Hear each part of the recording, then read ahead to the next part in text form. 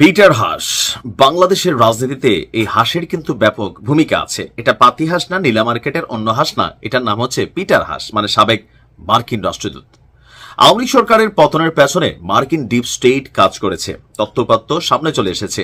ট্রাম্পও ক্ষমতায় আসার পরে কিন্তু বলছিল দুইটা এনজিওরে কত মিলিয়ন ডলার জানি এখানে দেওয়া হয়েছিল, এগুলো নিয়ে কিন্তু প্রশ্ন তুলছিল। এরপরে সরকার পতনের আগেই পিটার হাসের কিন্তু চাকরি চলে গেছিল, আমেরিকা তারা সরাই নিয়েছিল।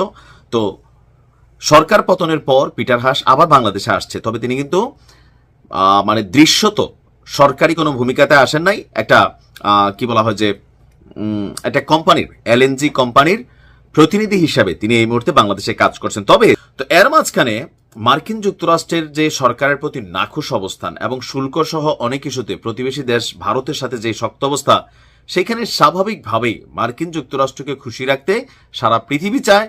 আর বাংলাদেশের এই মুহূর্তে রাষ্ট্রপ্রধান হিসাবে ডক্টর ইউনূস অবশ্যই চাইবে দুই কারণে। একটা হচ্ছে তিনি যেই সময়টায় ক্ষমতায় আছেন, কোনো কারণে তাকে যদি উৎখাত করা হয় কোনো পরিকল্পনা করে, মান সম্মান ইজ্জত সব শেষ হয়ে যাবে। আর দ্বিতীয় হচ্ছে দেশের স্বার্থে, যে আমেরিকা যেই হারে ট্যাক্স টুক্স সবাই লাগান শুরু করছে, তো বাংলাদেশ যদি আমেরিকা থেকে, মানে ট্রাম্পের একটা শর্ত হচ্ছে কি যে আমার দেশ থেকে তোমরা পণ্য কিনতে হবে, তাহলে যে যারা যারা বেশি বেশি কিনবে আমরা তাদেরকে ট্যাক্সের আওতাটাতে অনেকটা ছাড় দিব।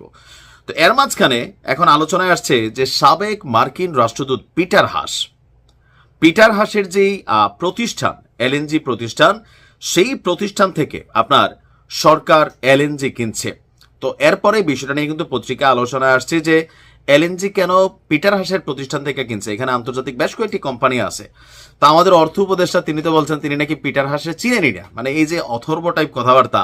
যাই হোক, তো অর্থ উপদেষ্টার বক্তব্য হচ্ছে যে এলএনজি কেনা হচ্ছে আন্তর্জাতিক মূল্য তুলনা করে।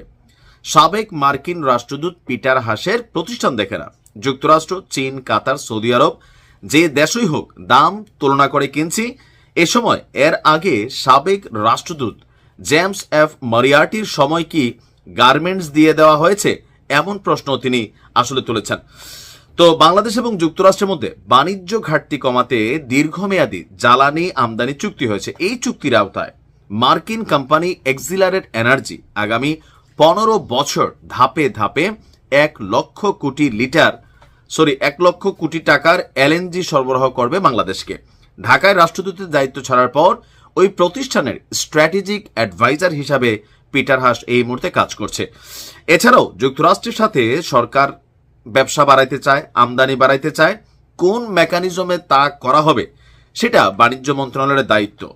যুক্তরাষ্ট্র থেকে গম সহ অন্যান্য পণ্য আমদানিতে খরচ বাড়লেও ভোক্তাদের উপর নাকি প্রভাব পড়বে না। এছাড়া বেশ কয়েকটি বিদ্যুৎ উপকেন্দ্র, সার, এলএনজি কেনার অনুমোদন দেওয়া হয়েছে। তো এখন এখানে যতটুকু বোঝা যাচ্ছে আমেরিকাকে খুশি রাখতে সারা পৃথিবী চায়। আমেরিকা নাখুশ হলে প্রথমত হচ্ছে যে ভ্যাট ট্যাক্সের খেলাটা, এটাতে দেখেন ভারত অনেক পিছিয়ে গেছে। এমনকি ভারত কোথাও না কোথাও তারা ঘাড়ামি করার সুযোগ আছে, বড়দের শক্ত অর্থনীতি, মিত্রদের সংখ্যা বেশি। এবার বাংলাদেশের কিন্তু বেইল থাকবে না। আর এই মুহূর্তে তো সরকারই নাই, যে সরকার আছে এই সরকারটা তো স্টেবল সরকার না। ডক্টর ইউনূসের উপর এই সরকার, আমেরিকার সরকার নাখোশ, আমরা যতটুকু দেখলাম গণমাধ্যমে। সো সরকার দুই কারণেই, দেশের স্বার্থে হোক নিজের স্বার্থে হোক, চাইবে আমেরিকাকে খুশি করতে। ভালো থাকুন।